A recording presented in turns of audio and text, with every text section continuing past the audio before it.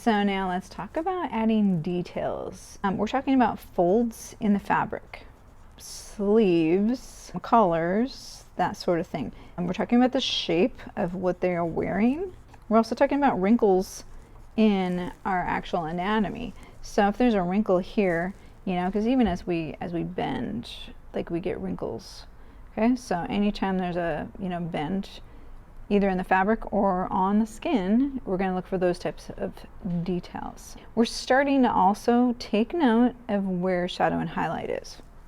So once again, if I was using this as actually a person that I was drawing, I'm going to start paying attention to details such as where is the actual you know, harder part of that elbow. I'm going to be a little bit more specific about this.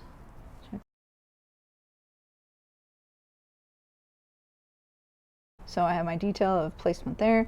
I have sleeve marker there. Right here, we have shoulder and armpit. So there's definitely wrinkles in the fabric right here. And then right here, you can see where the shirt kind of rides up on the hip right here.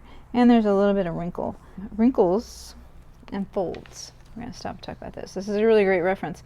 You think about folds in terms of shadow and highlight just the same as you would a cylinder. They call it a pipe fold. So a lot of different types of folds. You can see how this one is like kind of a zigzag that you would get on a sleeve of like a jacket. This one kind of takes it to the next extent even farther, these type of folds. And then you have some that would hang, you know, if you have it on the pants. Same thing here. And then there's that armpit and, you know, kind of fold there. Basically, folds should give you more information about what's underneath it. So if I have this here, I have a little bit of this type of fold as the back is kind of crunching. I may have a little bit of the fabric kind of pulling tight from there. I don't have the original person in front of me, but you can see right here is kind of where some of the fabric maybe is pulling a little bit from that armpit underneath. We're going to have a little bit of a fold right here because of how that shirt is kind of riding up. So we're going to just kind of plug that in as well. We have a little bit of a hard elbow here. And because this is bent, we know there's a little bit of a fold right there for the fabric. So when we talk about putting in details, we're talking about things like this right here. One thing we do not mean about details, if there's a logo on what they're wearing, if something was like written across the back of their jacket or something like that, that's not a detail. We're not worrying about that. So right now we're looking at folds, fabric, you know, that sort of thing. Probably a little bit of a fold right there as that goes forwards.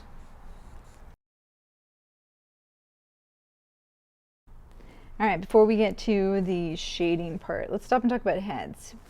What happens is most of the time people start with this for their head shape and then they don't change it after that. Let me draw it a little darker for you. Most of the time, you know, we start with an oval.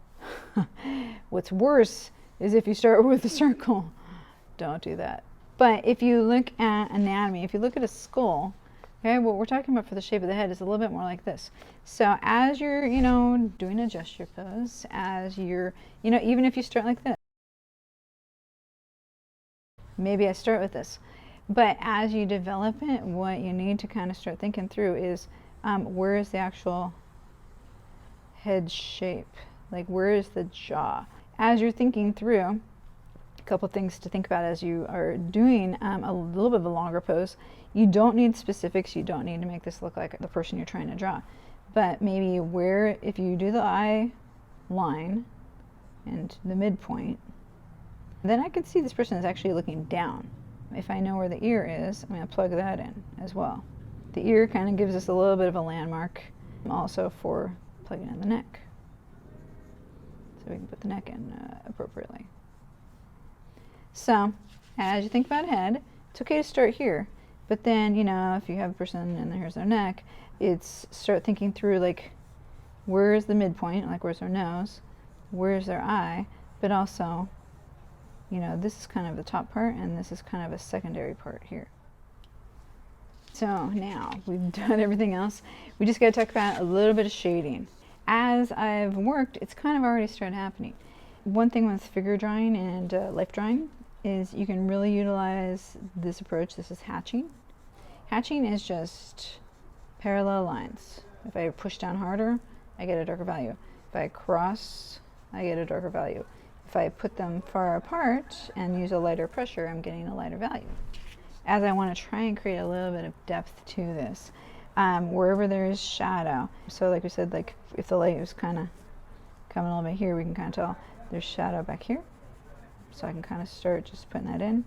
So places there's always going to be a shadow is, you know, in an armpit. If you think about it, there's always going to be a little bit of shadow underneath.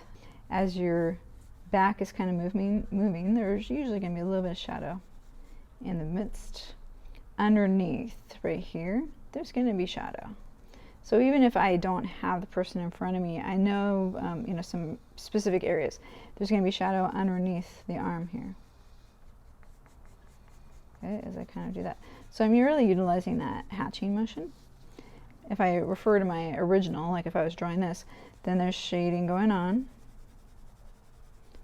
And once again, back here, you know, as we can kind of utilize those wrinkles and then start shading a little bit more, so I can push a little bit harder and kind of cross. If the hatching isn't working for you, it is okay to kind of just go back and forth in like a little bit of a scribbly motion too. So you can kind of work that. But just think, you're trying to be real specific with where you're placing shadow and highlight. If we look at this elbow right here, we know there's a bone right there. There's a little bit of shadow underneath it. Really look for areas like that, because right here, you know, if there's a little bit of shadow right here, I'm starting to get the shape of my elbow going to pop out, besides what's underneath here. As you finish your end results, you're going to start moving towards that. Build up your shadows, even if you start just a little bit, and then get a little bit more bold. Don't be afraid to like draw in darker shadows. You know, if this side is a lot more shaded, it's okay. Okay? Don't be afraid to kind of utilize those folds. And it's okay to be a little looser and, you know, kind of scribbly in our approach to figure drawing. But as you're working, don't forget what we've talked about previously. Arms, maybe there's a highlight, maybe there's a shadow, maybe there's a little bit more shadow on here, because this is a cylinder in essence.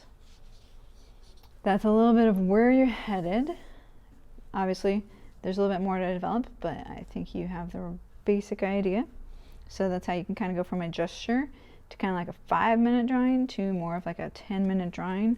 Ultimately, you're working towards having the pose and having some details and a little bit of real specific highlight and shadow. Same as when we did still life, same as when we've done anything else. Look for where's the shadow and where's the highlight and shade accordingly. Okay, go to it.